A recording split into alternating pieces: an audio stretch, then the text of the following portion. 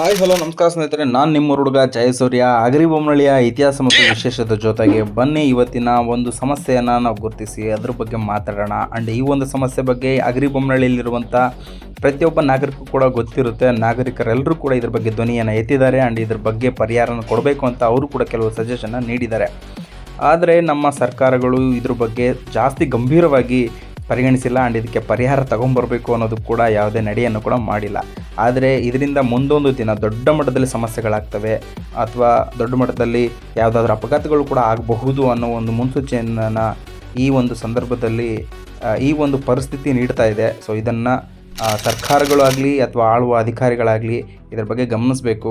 ಬನ್ನಿ, ಇದ್ರ ಬಗ್ಗೆ ನಾನು ಸಂಪೂರ್ಣವಾಗಿ ವಿಡಿಯೋನ ಮಾಡಿದ್ದೀನಿ. ಆ ವಿಡಿಯೋ ಹೇಗಿದೆ ಅಂತ ನೋಡ್ಕೊಂಡು ಬನ್ನಿ. ಇದಕ್ಕೆ ಪರಿಹಾರವನ್ನು ನೀವೇ ಕಮೆಂಟ್ ಮಾಡಿ.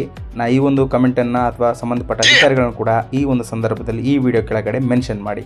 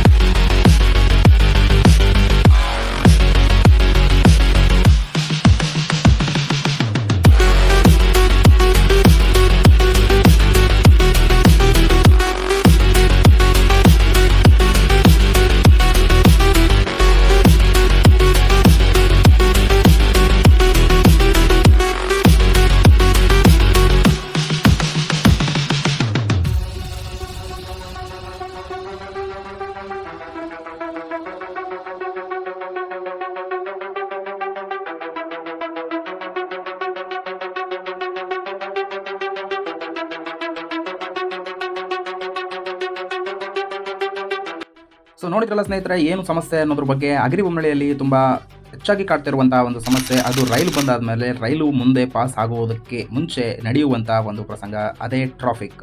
ರೈಲ್ವೆ ಸಂಚಾರದಿಂದ ಒಂದು ಅಗರಿಬೊಮ್ಮನಹಳ್ಳಿಯಲ್ಲಿ ಒಂದು ದೊಡ್ಡ ಮಟ್ಟದ ಬೆಳವಣಿಗೆ ಆಗಿದೆ.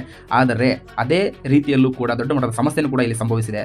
ನೋಡ್ತಾ ಇದ್ದೀರಿ ನೀವೆಲ್ಲರೂ ಕೂಡ ಈ ವಿಡಿಯೋದಲ್ಲಿ ಕಾಣೋ ರೀತಿಯಲ್ಲಿ ಏನಪ್ಪ ಅಂದರೆ ಟ್ರಾಫಿಕ್ ಸಮಸ್ಯೆ ಬಗ್ಗೆ ನೀವೀಗ ಆಲ್ರೆಡಿ ತುಂಬ ಜನ ಅನುಭವಿಸ್ತಾ ಇದ್ದೀರಾ. ಅಗರಿಬೊಮ್ಮನಹಳ್ಳಿಯಲ್ಲಿ ರೈಲ್ ಪಾಸ್ ಆದರೆ ಎಷ್ಟು ಟ್ರಾಫಿಕ್ ಆಗುತ್ತೆ ಆ್ಯಂಡ್ ಎಷ್ಟು ಸಮಯ ವ್ಯರ್ಥ ಆಗುತ್ತೆ ಅನ್ನೋದಕ್ಕೆ. ಆ್ಯಂಡ್ ಇದ್ರ ಬಗ್ಗೆ ನಾನು ಸಜೆಷನ್ ಕೊಡೋದು ಏನಪ್ಪ ಅಂತಂದರೆ, ನಾನು ಕೊಡೋದಲ್ಲ, ಇಲ್ಲಿರುವಂಥ ಊರಿನವ್ರು ಕೊಡೋದು, ಎಲ್ಲ ಸೇರಿ ಅವ್ರಿಗೊಂದು ಸಜೆಷನ್ ಕೊಡ್ತಿರೋದು ಸರ್ಕಾರಕ್ಕೆ. ಕೂಡಲೇ ಇದಕ್ಕೊಂದು ಫ್ಲೈ ಓವರನ್ನು ನಿರ್ಮಾಣ ಮಾಡಿ ಅಂತ. ಈ ಫ್ಲೈ ಓವರ್ ನಿರ್ಮಾಣ ಮಾಡಿದ್ರೆ ಇದು ಒಂದು ದೊಡ್ಡ ಸಮಸ್ಯೆಗೆ ಪರಿಹಾರ ಸಿಗುತ್ತೆ ಅಂತ ಹೇಳಿದ್ದಾರೆ. ಆದರೆ ಸರ್ಕಾರಗಳು ಅಥವಾ ಆಡುವ ಅಧಿಕಾರಿಗಳು ಇದ್ರ ಬಗ್ಗೆ ತಲೆ ಕೆಡಿಸ್ಕೊಂಡು ಬೇಗನೆ ಮಾಡಬೇಕಲ್ವ. ಈ ಬೇಗನೆ ಮಾಡದೇ ಇದ್ದಂದರೆ ಏನು ಸಮಸ್ಯೆ ಆಗ್ತಿದೆ ನೋಡಿ. ಆ್ಯಂಡ್ ಈ ಒಂದು ಸಮಸ್ಯೆಯಲ್ಲಿ ಸಾವಿರಾರು ಜನ ವಿದ್ಯಾರ್ಥಿಗಳು, ಕೆಲಸಕ್ಕೆ ಹೋಗೋರು ಆ್ಯಂಡ್ ಪ್ರತಿದಿನವೂ ಕೂಡ ಸಂಚಾರ ಮಾಡೋ ಪ್ರತಿಯೊಬ್ಬರು ಕೂಡ ಇಲ್ಲಿ ಈ ಸಮಸ್ಯೆಯಿಂದ ಬಳಲ್ತಾ ಇದ್ದಾರೆ. ಅಗರಿಬೊಮ್ಮನಹಳ್ಳಿಯಲ್ಲಿ ಒಂದು ಸಾರಿ ಏನಾದರೂ ಟ್ರೈನ್ ಪಾಸ್ ಆಯಿತು ಅಂದ್ಕೊಂಡ್ರೆ ಆ ಒಂದು ಟ್ರಾಫಿಕ್ ರಿಲೀಸ್ ಆಗೋದಕ್ಕೆ ಮಿನಿಮಮ್ ಅರ್ಧ ತಾಸು ಬೇಕು. ರೈಲು ಹೋದ ನಂತರದಲ್ಲಿ ಗೇಟ್ ಓಪನ್ ಆಗಿ ಅದಾದ ನಂತರದಲ್ಲಿ ಅಲ್ಲಿರುವಂಥ ಎಲ್ಲ ವೆಹಿಕಲ್ಗಳು ಪಾಸ್ ಆಗೋ ತಟ್ಟಿಗೆ ಮಿನಿಮಮ್ ಅರ್ಧ ತಾಸಾದರೂ ಬೇಕು. ಕೆಲವೊಂದು ಸಾರಿ ಮುಕ್ಕಾಲು ತಾಸು ಕೂಡ ಆಗಿರುವಂಥ ಸಮಯಗಳು ಕೂಡ ಉಂಟು. ಎಷ್ಟೋ ಸಾರಿ ಒಂದು ಗಾಡಿ ಹೋಗ್ಬೇಕಾದ್ರೆ ಇನ್ನೊಂದು ಗಾಡಿ ಮಧ್ಯದಲ್ಲಿ ಬಂದು ಸಿಕ್ಕಾಯ್ಕೊಂತು ಅಂದರೆ ಆ ಒಂದು ಟ್ರಾಫಿಕ್ನ ಕ್ಲಿಯರ್ ಮಾಡೋದಕ್ಕೆ ಮಿನಿಮಮ್ ಜಾಸ್ತಿ ಟೈಮ್ ಬೇಕಾಗ್ತದೆ. ಆದರೆ ಈ ಒಂದು ಸಮಸ್ಯೆಯನ್ನು ಗೊತ್ತಿರುವ ಅಧಿಕಾರಿಗಳು ಕೂಡ ಯಾರು ಇದ್ರ ಬಗ್ಗೆ ಅಷ್ಟು ಗಂಭೀರವಾಗಿ ನಡೆಯನ್ನು ಕೈಗೊಳ್ತಾ ಇಲ್ಲ. ಸೊ ಕೈಗೊಂಡು ಬೇಗನೆ ಇದಕ್ಕೊಂದು ಪರಿಹಾರ ಕೊಟ್ಟರೆ ಅಗರಿಬೊಮ್ಮನಹಳ್ಳಿಯಲ್ಲಿರುವಂಥ ಎಲ್ಲ ಜನರಿಗೂ ಕೂಡ ಒಂದು ಅನುಕೂಲಕರವಾದಂಥ ವ್ಯವಸ್ಥೆಯನ್ನು ನಿರ್ಮಾಣ ಮಾಡ್ದಂಗಾಗುತ್ತೆ.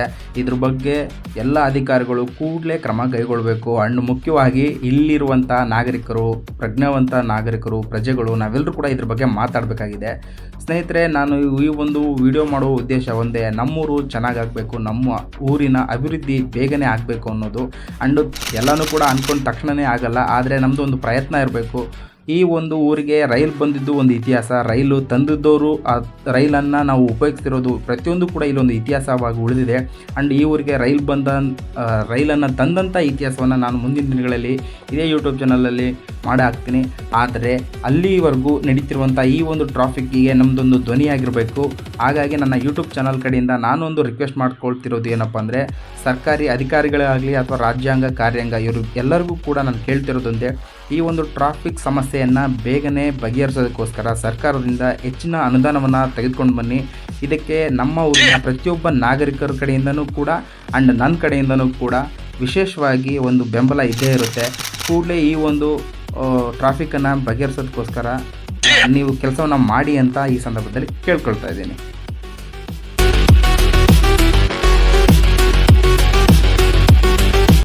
ಈ ವಿಡಿಯೋದಲ್ಲಿರುವಂಥ ವಿಷಯ ನಿಮಗೆ ಇಷ್ಟ ಆಯಿತು ಅಂದರೆ ಕೂಡಲೇ ಈ ವಿಡಿಯೋವನ್ನು ಶೇರ್ ಮಾಡಿ, ಇದ್ರ ಕೆಳಗಡೆ ನಿಮಗೆ ಸಂಬಂಧಪಟ್ಟ ಅಧಿಕಾರಿಗಳನ್ನು ಮೆನ್ಷನ್ ಮಾಡಿ, ಹಾಗೂ ನೀವು ತಪ್ಪದೆ ಯೂಟ್ಯೂಬ್ ಚಾನಲನ್ನು ಸಬ್ಸ್ಕ್ರೈಬ್ ಮಾಡಿ ಆ್ಯಂಡ್ ಬೇರೆಯವ್ರಿಗೂ ಕೂಡ ಈ ವಿಡಿಯೋವನ್ನು ಶೇರ್ ಮಾಡಿ.